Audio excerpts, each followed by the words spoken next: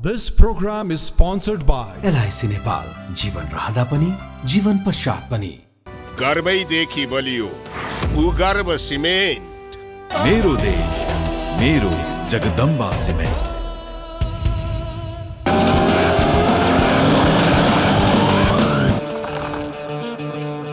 स्वाद जस्तो अनार प्रिमियम राइस। परम्परा, संस्कृति र मजबुती तिनको शक्ति त्रिशक्ति सिमेन्ट। गुणस्तरीय प्लम्बिङको भरपर्दो नाम मार्बल। नेपाल टेलिकमको 4G नै पर्फेक्ट छ। नेपाल टेलिकम, राष्ट्रको सञ्चार।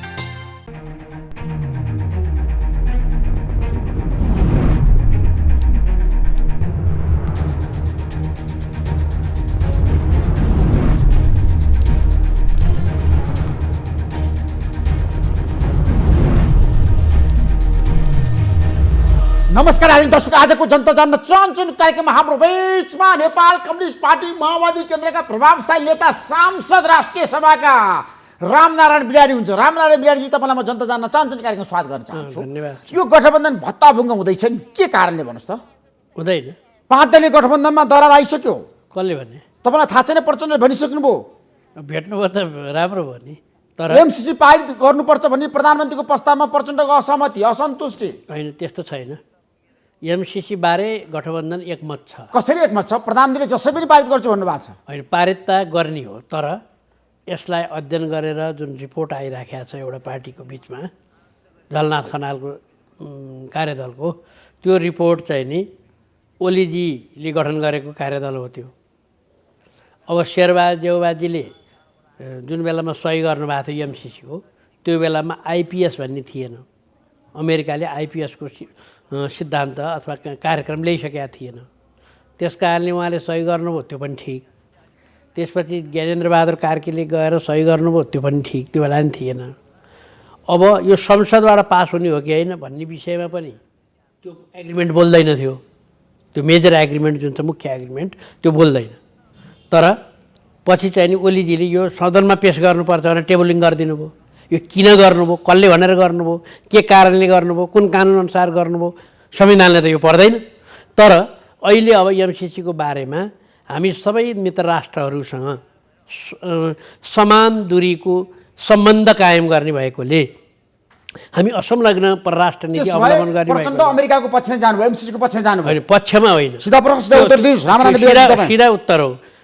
अब त्यसलाई अध्ययन गरिन्छ, गठबन्धनमा छलफल गरिन्छ, गठबन्धन एमसीसी पारित गरिन्छ, अनि छलफलबाट जे निस्किन्छ पारित गर्ने वा संशोधनसहित पारित गर्ने, दुईवटा कुरा छ।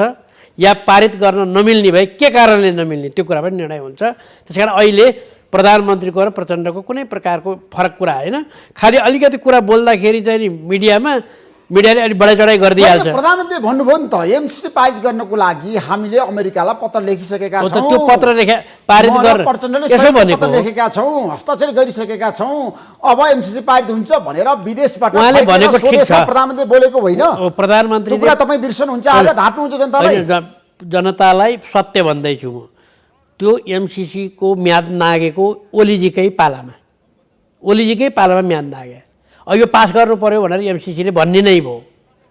अब यहाँ छलफल बाँकी छ, त्यस कारण छलफल गरेर पास गरौँला, अहिले होइन भनेर पत्र लेख्या होइन। प्रधानमन्त्री भन्नुभएको छ छलफल हुँदैन, एमसीसी देशको हितमा छ, म पारित गर्छु, मलाई सहयोग चाहियो। छलफल हुँदैन भन्नुभएको छैन उहाँले नि गठबन्धन छैन भने प्रधानमन्त्री भनिसक्नु भएको छैन। उहाँको तर्कमा एमसीसी ठिक छ भन्ने छ।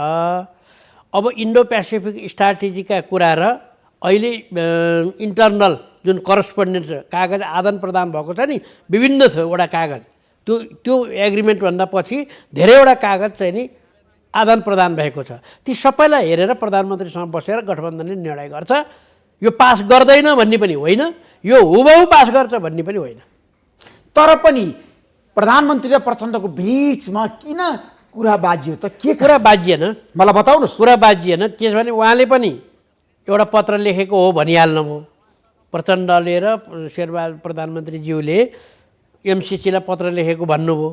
प्रचण्डले पत्र लेखेको हो, तर अहिले केही समय पर्खेर हामी छलफल गरेर पारित गरौँला भनेर लेखेको हो। अहिलेको चाहिँ नि हामीले अहिले पारित गर्छौँ भनेर लेखेको होइन। पत्रै लेख्नु पर्दैन, पारित गर्ने भए त्यसमा त पत्रै पत्र चाहिँ दुवैजना नेताहरूले मिलेर लेखेको हो, शेरबहादुर देउवा प्रचण्ड मिलेर अमेरिकालाई। होइन, पत्र पठाएको कुरा दुवैको सहमति हो। पत्रै नपठाउने, अमेरिकासँग सम्बन्धै विच्छेद गर्ने हो त हाम्रो कुरा। होइन, पत्र पठाउनको लागि छ नि प्रधानमन्त्री र प्रचण्डले एउटै लेटर प्याडमा लेखेर मिल्छ?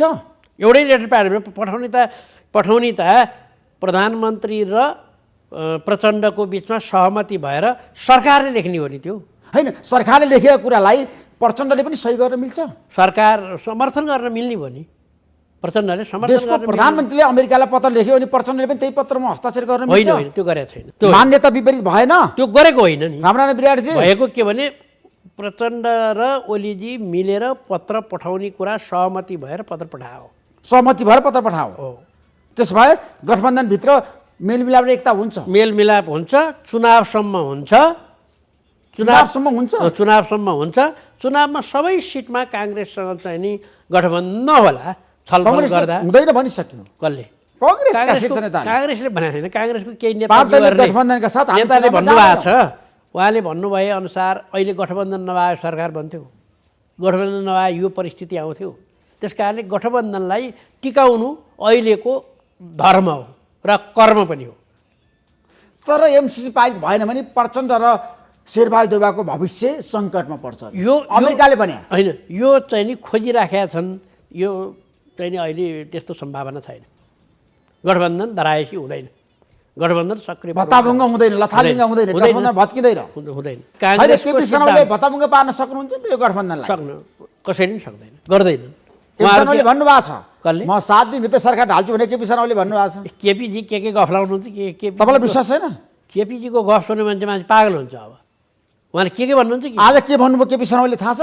प्रचण्डले कति मान्छे मार्नुभयो, 17,000 मार्नुभयो, आफू चाहिँ जोगिएर बस्नुभयो। अब प्रचण्डले 17,000 होइन, केपी शर्मा ओली सहितको मिलोमतोमा त्यो बेलाको राजतन्त्रले मान्छे मारे हो।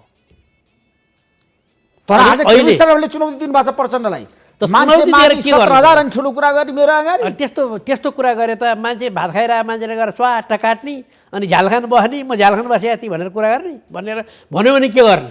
यो म भन्दिनँ। केपी शर्मा ओलीको गम्भीर आरोप छ प्रचण्डमाथि आज। त्यस्तो आरोप लगाउनु उहाँको गलत हो।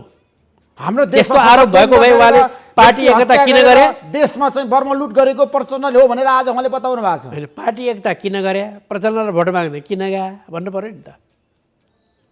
यो त आज यो एकतापछि नेकपा बनेपछि 17,000 को चाहिँ ज्यान गएको होइन, 17,000 को ज्यान राज्यतर्फबाट धेरै, साह्रै थोरै चाहिँ नि माओवादीको तर्फबाट भएको छ त्यो टाइममा। तर त्यो युद्ध हो, त्यसमा अब ठिक भए बेठिक भए त्यसको सत्य निरूपण तथा मेलमिलाप आयोग गठन भएको छ, त्यसले हेरेर निर्गुल गरेर त्यसले टुङ्गाइहाल्छ। होइन, कटाक्ष गर्नुभएको छ केपी शर्माले प्रचण्डमाथि, माधवपा नेपालमाथि। उहाँहरू भनेको चाहिँ यो समाजलाई, यो देशलाई भत्ताभुङ्ग पार्ने, देशको राष्ट्रियतामाथि छ नि धावा बोल्नेहरूसँग आत्मसमर्पण गर्ने बर्बराउनु भएको हो। त्यो उहाँ बर्बराइराख्नु भएको छ। उहाँ बडो विचलित मानसिकतामा हुनुहुन्छ, किनभने गम चाहिँ नि नेपाल राष्ट्रको पुँजी स्वयं आफू र आफ्नालाई खुवाएर अनेक प्रकारका पुत्र पुत्रीहरूका नाममा अनेक प्रकारको बदमासी र बेइमानी गरेर देशलाई भ्रष्टाचारको खाडलमा जाकेर मुलुकलाई अस्थिरतामा बनाएर संविधानलाई मर्म समेत धुजा हुने गरी विभिन्न कानुन बनाउन लगाएर पेलेर हेपेर बसिरहेको मान्छे एकैचोटि कहिले बारदलीमा कहिले खोला बगरमा पुग्नु भएको छ त। अनि उहाँलाई बर्बराउनु स्वाभाविक हो नि। तर हाम्रो देशमा अहिले प्रचण्ड कारणले गर्दै राजनीतिक अस्थिरता बढ्यो भनेर उहाँले बताउनु भएको छ। राजनीतिक अस्थिरता केपी शर्मा ओलीको कारणले बढे। केपी शर्मा ओलीको कारणले राजनीतिक अस्थिरता बढे। यदि उहाँले संसद विघटन नगरेको भए, यदि उहाँले संवैधानिक परिषद सम्बन्धी अध्यादेश नल्याएको भए, यदि उहाँले चाहिँ नि नेकपालाई नफुटाइदिएको भए, यदि उहाँको साँठगाँठ र विभिन्न तालमेलले त्यो सर्वोच्च अदालतबाट फैसला भएर पार्टी नफुटेको भए देश त प्रगतिशील बाटोमा गइसकेको थियो त। हामीले बनाएको संविधान, हाम्रो जिद्दीले बनेको संविधान, ओलीजीले नाइ भने भन्दा कयौँ कुराहरू राखेर बनाएको संविधान, समानुपातिक समावेशी सिद्धान्तको संविधान, गणतन्त्रको संविधान। अब आज एउटा मिडियामा मैले हेरेको थिएँ, 45 वर्ष अगाडि ओलीजीको भाषण भनेर हालेछ एउटा पट्टमूर्खले। 45 वर्ष अगाडि त उहाँ झ्यालखानमा हुनुहुन्थ्यो, कहाँबाट चाहिँ नि बुटौलमा भाषण गर्नु। बुटौलमा भाषण त 2040 सालमा विश्वकान्त मैनालीको अफिसमा झ्यालखानबाट बिन्ती पत्र लेखाउन पठाएपछि विश्वकान्त मैनाली वरिष्ठ अधिवक्ताले महाराजका जुनाफमा बिन्ती पत्र लेखेको, त्यसको कारिन्दो त्यो बेला जुनियर वकिल म हो। बिन्ती पत्र लिएर 20 वर्ष कैद भएको ओलीजी 14 वर्षमा छुट्नु भएको हो, राजाले माफी दिएर। अरू तर आज केपी शर्माले के भन्नुभएको छ भन्दाखेरि राजा महाराजाहरूलाई पनि केही भएन, जनता धेरै मरे, उहाँहरू त आज नेपाल एकीकरण गरी भनेर ठुलो कुरा गर्नुहुन्छ, तर पनि मर्ने त जनता भए। मर्नेको भनाइ छ होइन, मर्ने त तपाईँले उहाँ केपी शर्मा ओलीलाई महाअपराध लाग्छ लाग्दैन। सुखानीको जङ्गलमा गएर उनी सरका सहकर्मी त्यो बेलाको सरकारले मार्यो। सुखानीको जङ्गलमा आजादहरूको हत्या कसरी भयो यो कुरा बिर्सेर उहाँ चाहिँ कसरी बाँच्नुभयो? उहाँ चाहिँ झ्यालखानमा परे पनि जीवित हुने, उनीहरू चाहिँ झ्यालखानमा परे पनि जेल सार्नेको नाममा चाहिँ हत्या हुने। त्यस कारणले यस्तो कुरातिर नजाउँ। मेरो पनि केपी शर्माको भनाइ छ कि आज यस्तो कुरातिर केपी शर्मा ओली जानु भएन।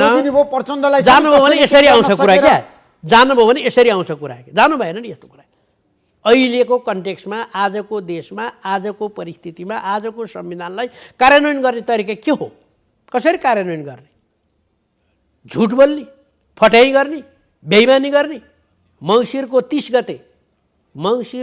गते कुनै निर्णय भएको छैन भनेर 3जना उपस्थितवालाले बाहिर प्रचार गर्ने, अनि 5 गते, पुसको 5 गते, मङ्सिरको 30 गते चाहिँ नि निर्णय भएको छ 32 जनालाई भनेर निर्णय सुनाउने, संसदमा पठाउने, अनि त्यही दिन संसद भङ्ग गर्ने।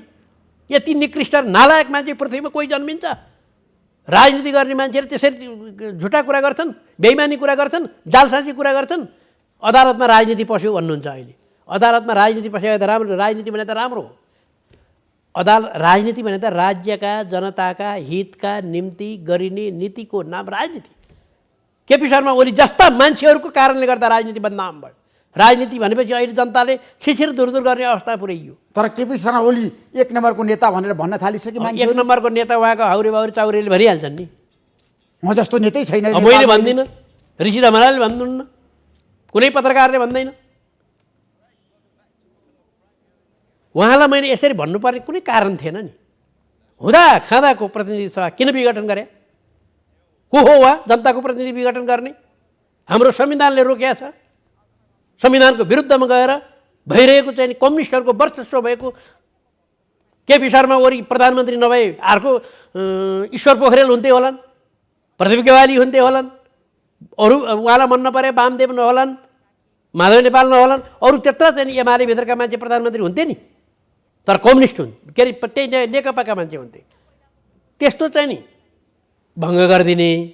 त्यस कारण म कम्युनिस्ट हुँ भन्ने, गरिबले धनबहादुर नाउँ राखे जस्तो कुरा हो। आज केपी शर्मा ओलीले करिब 2 घण्टा भाषण गरेर धेरै कुरा बताउनु भएको छ। उहाँले के भन्नुभएको छ भन्दाखेरि परिवर्तनको नाममा प्रचण्डले व्यक्ति हत्या गरेर हाम्रो देशमा क्रान्ति गर्नुभयो, प्रचण्ड आफू चाहिँ जोगिनु भयो, जनताको छोराछोरीलाई चाहिँ उहाँले मार्नुभयो।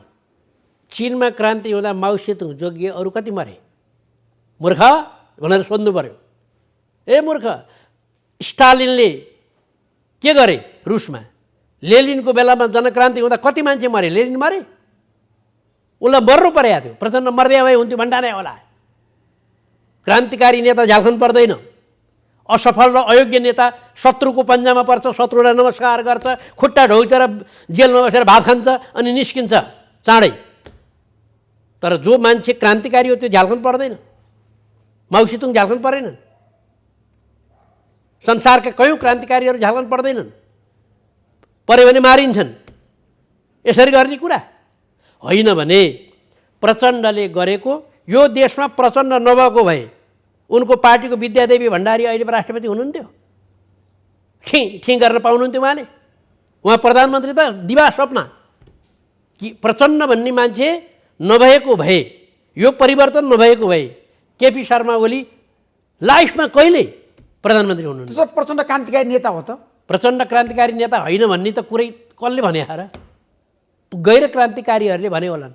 कम्युनिस्ट नै होइन प्रचण्ड भनेर केपी शर्माले भन्न थाल्नु। केपीजीले भनेको कुरा पत्याउनी भने जनता के भन्छ? कुरा त्यो हो नि। तर अस्थिर मान्छे हो प्रचण्ड भनेर पछिल्लो समय किन आरोप लागिरहेछ? होइन, अस्थिर त यसो हेर्दा भन्नुपर्ने भएन। जनयुद्ध गरिरहेको मान्छे, जनयुद्ध सम्झौता गरेर यो संसदीय व्यवस्थामा, सुधारिएको संसदीय व्यवस्थामा आएर संविधान सभाको निर्वाचन गराउनेदेखि लिएर केपी शर्मा ओलीलाई प्रधानमन्त्री बनाउने, माधव नेपाललाई प्रधानमन्त्री बनाउने, शेरबहादुरलाई प्रधानमन्त्री बनाउने, लगायतका बाबुरामजीलाई प्रधानमन्त्री बनाउने लगायतका काममा लागेका मान्छे एउटै ढर्रा मै मात्र प्रधानमन्त्री हुन्छु, अरू कोही पनि छैनन्, बा भने मै हुँ भनेर बसिया भए हुन्थ्यो? त्यो त के भयो?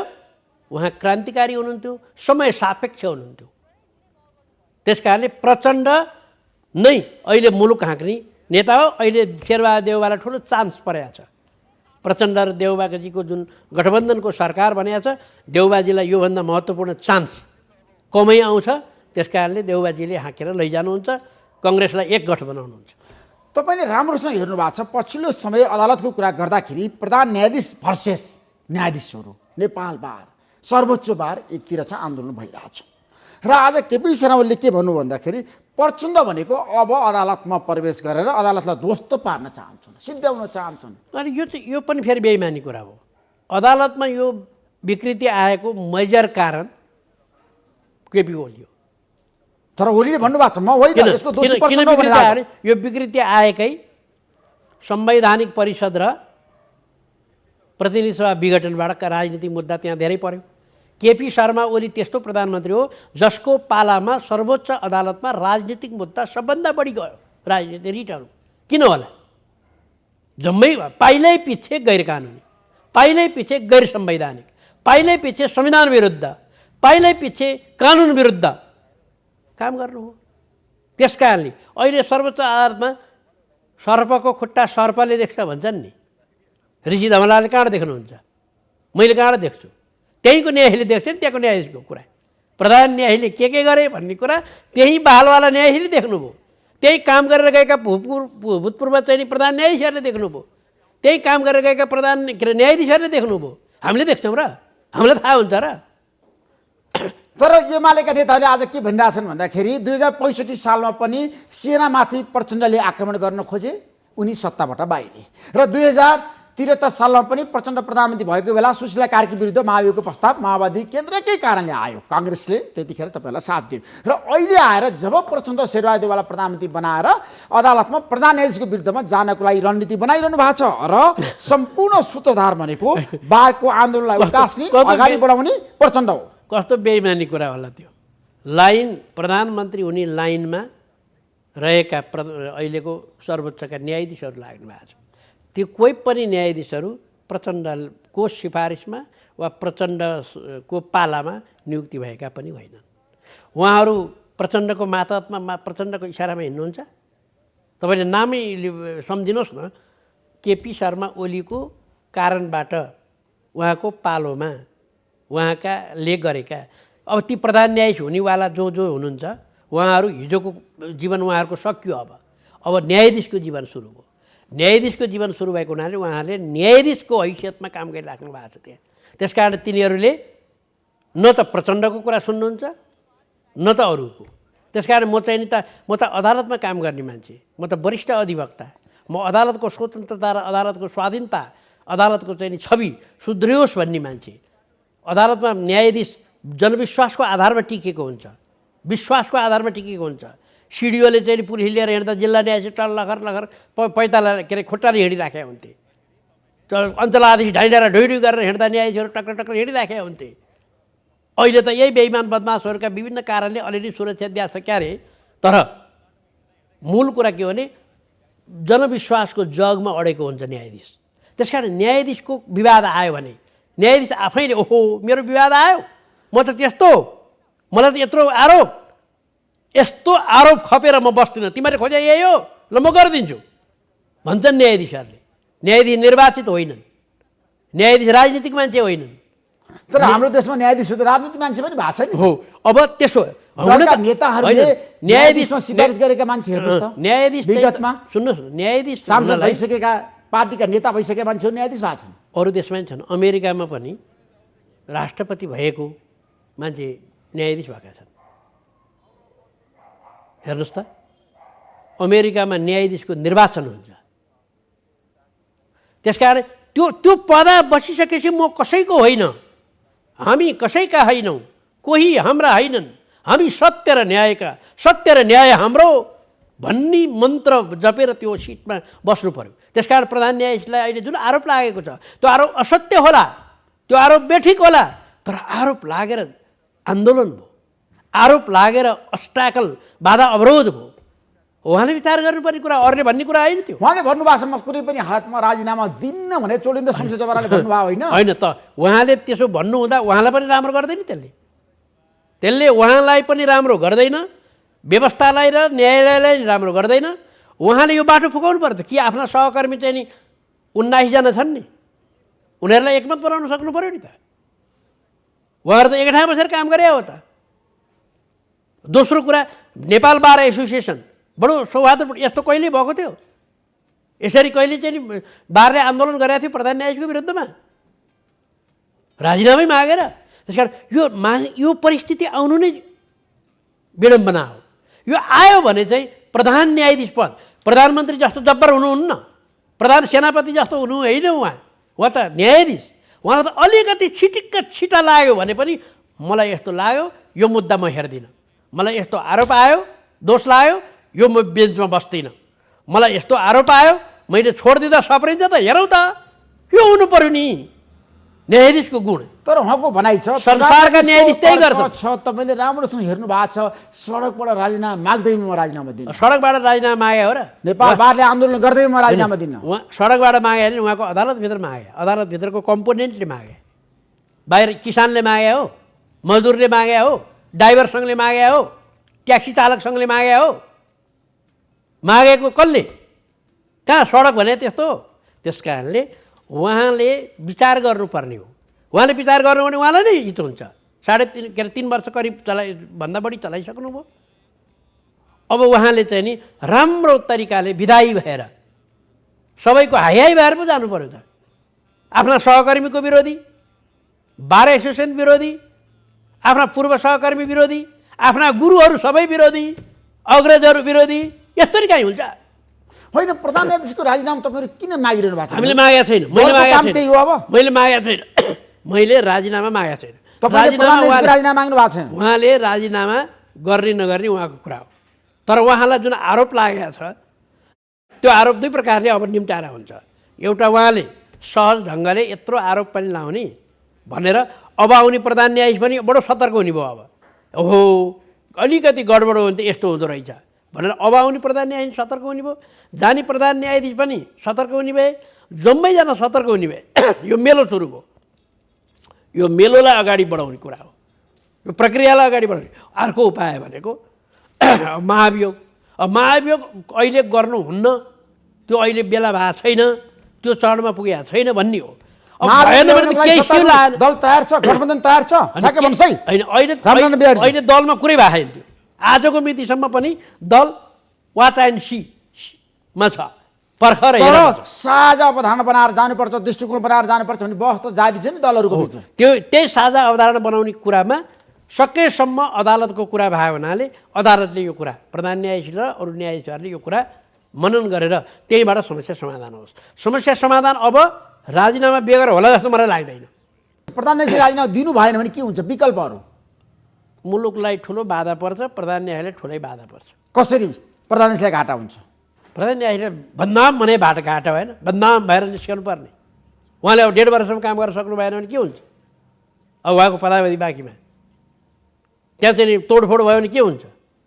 त्यहाँ लाठीचार्ज भयो भने के हुन्छ? त्यहाँ रक्तपात भयो भने के हुन्छ? यस्तो हुन्छ अदालत, यस्तो हुन्छ न्यायाधीश भन्ने भएन।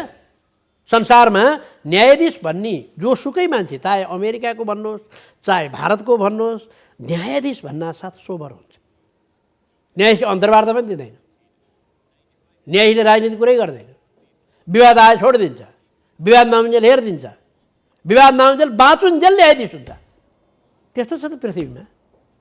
तर महाभियोगको प्रस्ताव ल्याएर तपाईँहरू हटाउन सक्नुहुन्न? त्यो हिम्मत र साथ छैन तपाईँहरूसँग? त्यो अहिले नगरौँ कि जस्तो लाग्छ मलाई। अब भएन भने त अन्तिम उपाय त्यही हो। अन्तिम उपायमा तपाईँहरू सहमतिका साथ जान सक्नुहुन्छ? त्यो ठ्याक्क भन्नुहोस्, सिधा प्रश्न उत्तर दिनुहोस्। अहिले छलफलै भएको छैन। प्रधानमन्त्री चाहनुहुन्छ अहिले प्रचण्ड के चाहनुहुन्छ? अहिले प्रचण्ड शेरबहादुरजी के चाहनुहुन्छ भने प्रधान न्यायाधीश आफैले यो कुरा निम्टाएर गर्नुहोस्। उहाँले गर्नु भएन, उहाँले राजीनामा दिन्न भनेर मसँगै भन्नुभएको छ जनता जान्न चाहन्छन् कार्यक्रममा। अब राजीनामा दिन्न र दिन्छुको कुरा होइन, उहाँले विवेक प्रयोग गर्ने कुरा हो।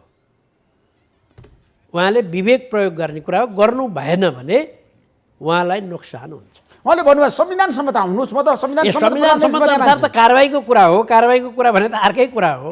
तपाईँले कारबाही महाभियोग लाउने भने त हेर त, अभियोग हो र महाभियोग। हिम्मत छ यस्तोमा जानुहुन्छ? दुईटै हिम्मत छ। त्यतापट्टि अहिले सोचेकै छैन भन्ने कुरै किन नहुनु? ओलीजी पनि उहाँको राजीनामा माग्नुहुन्छ, बरु प्रचण्डले माग्नु भएको छैन, बरु चाहिँ नि शेरबहादुरजीले माग्नु भएको छैन। ओलीजीले त 5जनाको राजीनामा पाउँ, 5जनाको राजीनामा माग्नु भएको छ ओलीले भनेपछि उहाँले उहाँको पनि राजीनामा त माग्नु हो नि। तर अरू कसैले अरूकोमा राजीनामा मागेका छैनन्। अनि उहाँले के थप्नु भएको छ? प्रतिनिधि सभा विघटन सम्बन्धी मुद्दाको कारणले यो विवाद आयो भनेर भ्रम छर्नु भएको छ। प्रतिनिधि सभा विघटन सम्बन्धी मुद्दामा सर्वोच्च अदालत एकमत छ। सर्वोच्च अदालतको 20जना न्यायाधीश एकमत छन्, एकजनाको फरक मत छैन। ल पत्ता लगाएर फलानु न्यायाधीशको फरक मत भन्नुहोस् त। हरिकृष्ण कार्कीको फरक छैन, छ? हरिकृष्ण कार्की सपना मल्लको फरक होइन, छैन। उहाँहरूको फरक छैन, उहाँहरूको एकमत हो। सपना मल्ल त प्रतिनिधि सभा विघटन मुद्दामा रिट जारी गर्ने नै न्यायाधीश हुनुभयो, उहाँको त हुनसक्ने कुरै भएन। अब उता चाहिँ कार्कीजीले मलाई चाहिँ नि केपी शर्माको पालामा म महान्यायाधिवक्ता भएको कारणले म यहाँ बस्दिनँ भन्नुभयो, त्यो पनि ठिक कुरा हो। यही हो नैतिकता भने। त्यसो भएको हुनाले उहाँले पनि राम्रो काम गर्नुभयो। त्यस कारण कोही एकजना न्यायाधीश 20जनामा एकजना पनि प्रतिनिधि सभा विघटन मुद्दामा प्रतिनिधि सभा पुनर्स्थापित भएको वा परमादेश जारी भएको एकजना पनि विरोधी छैन। होइन, दलसँग नैतिकता छैन, इमान्दारिता छैन, प्रधानमन्त्रीले हटाउन सक्दैनन् भनेर भन्ने होला। तपाईँ के भन्नुहुन्छ? दलसँग नैतिकता छ छैन भन्ने चाहिँ जनमतबाट थाहा हुन्छ, त्यो व्यक्तिले भनेर हुँदैन होइन। अब हटाउन सक्छन् कि सक्दैनन् भन्न उहाँले चाहे हटाउन सक्नुहुन्छ, अहिले चाहिसक्नु भएको छैन, यो प्रक्रियामा जान चाहनु भएको। त्यसपछि शेरबहादुर र प्रचण्डले प्रधान न्यायाधीश हटाउन चाहनु भएको छैन। अहिलेलाई उहाँहरू प्रधानमन्त्री के प्रधान न्यायाधीश हटाउन होइन कि उहाँलाई महाभियोग लगाउन चाहनु भएको छैन। उहाँलाई नै निर्णय गर्नुहोस् भनेर भनिराख्नु भएको छ। होइन, तपाईँलाई महाभियोग ल्याउन कसले अप्ठ्यारो पाइरहेको छ भन्नुहोस्? होइन, महाभियोग ल्याउन खास अप्ठ्यारो छैन, तर यसमा दलहरूको सहमति हुनुपर्छ। दलहरू सहमति भएपछि मात्रै हुन्छ। अहिले त्यो प्रक्रियामा किन जानु? यो विषयमा उहाँले निकास दिएदेखि त कुरै सकिएको छ नि भन्ने भयो। होइन, उहाँले निकास दिन्न भन्नुभएको छ नि त, म छोड्दिनँ पद। उहाँले भनिराख्नु भएको छ, कतिन्जेल भन्नुहुन्छ हेरौँ न। नेपाल बारको आन्दोलनमा तपाईँको समर्थन छ? मेरो समर्थन छ। तपाईँ आन्दोलनकारी हो? म समर्थक हुँ। म अहिले बारमा डे टु डे जान्न, सांसद हुँ। त्यस कारणले बारले गरेको मेरो त संस्था हो, त्यो म त्यसको सदस्य हुँ।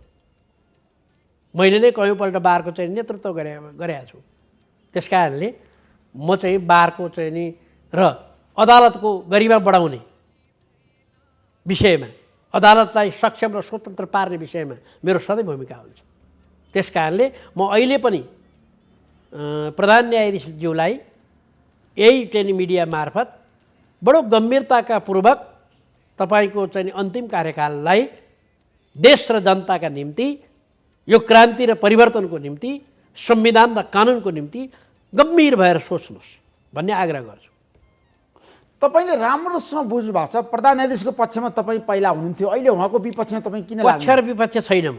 प्रधान न्यायाधीशको 2-3टा कुरामा म विरोधी, प्रधान न्यायाधीशका अरू कुरामा कयौँ कुरामा म समर्थक पनि होला। जस्तो 2-3टा कुरामा विरोधी भनेको चाहिँ नि संवैधानिक परिषदको मामिलामा उहाँले बैठक एटेन्ड गर्नु, केही भएको निर्णय भएको छैन भनेर भन्नु, त्यसपछि चाहिँ नि गएर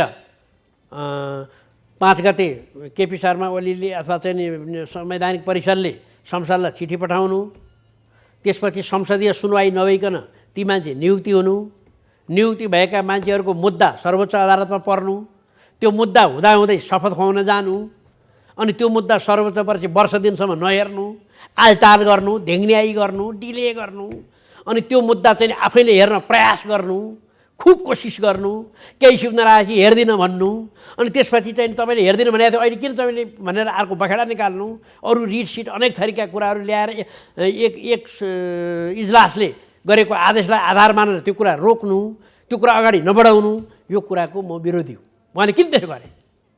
उहाँ प्रधान न्यायाधीश चोलेन्द्र शमशेर जवारासँग राम्रो सम्बन्ध थियो नि रामनारायण बिराटजी। राम्रो सम्बन्ध पक्षमा लाग्नुपर्ने मान्छे किन विपक्षमा लाग्नु? होइन, पक्ष विपक्ष यस्तो हुँदैन नि।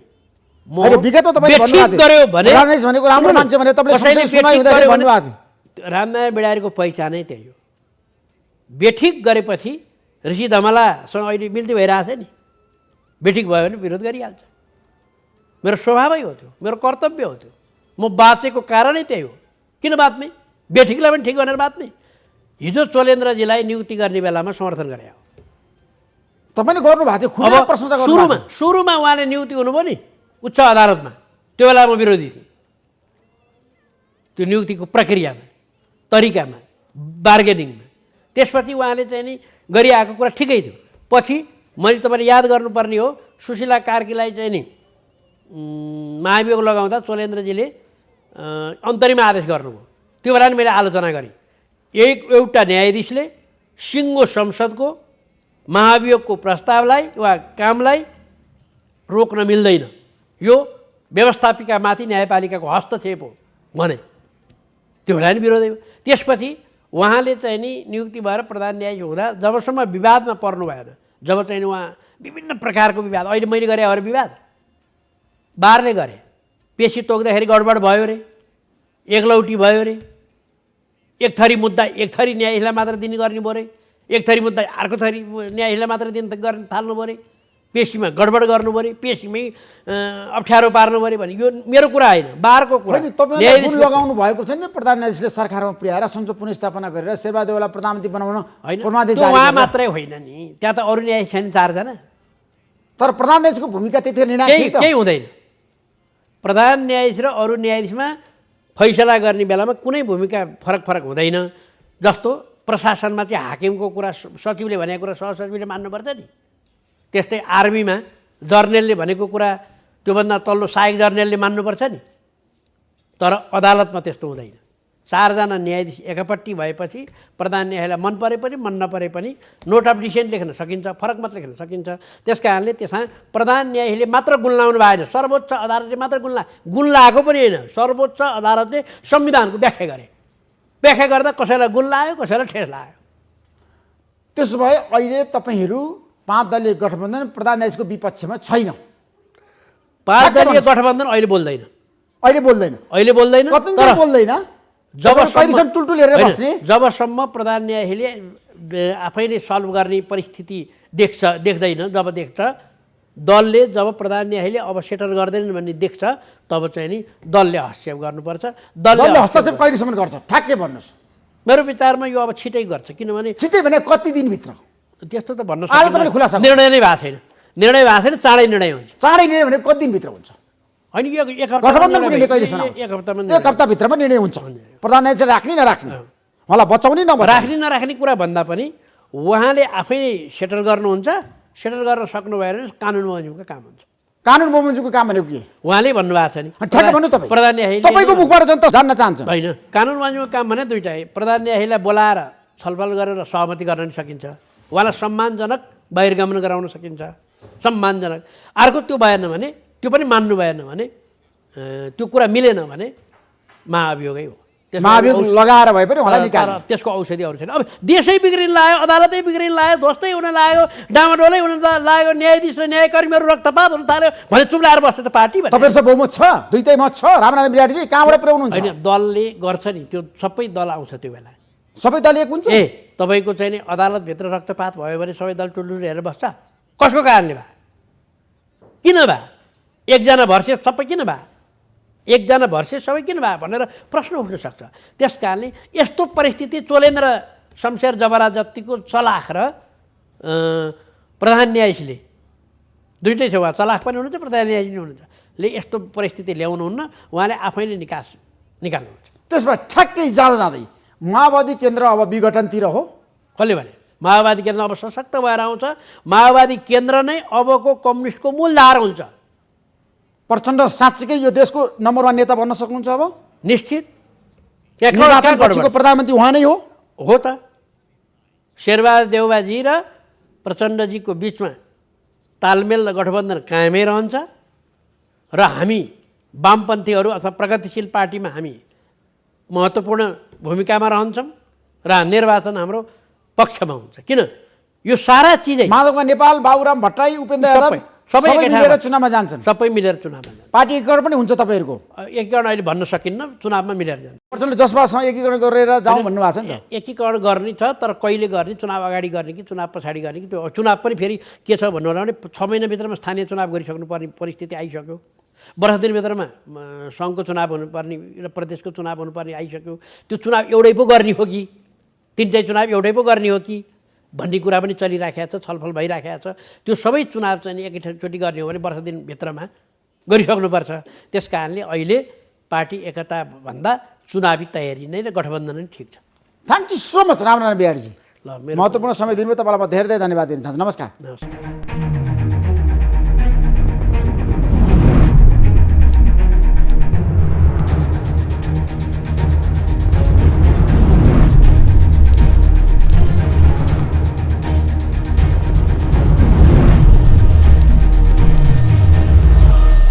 This program is sponsored by LIC Nepal, जीवन रहँदा पनि जीवन पश्चात पनि। गर्वैदेखि बलियो भूगर्भ सिमेन्ट। मेरो देश मेरो जगदम्बा सिमेन्ट।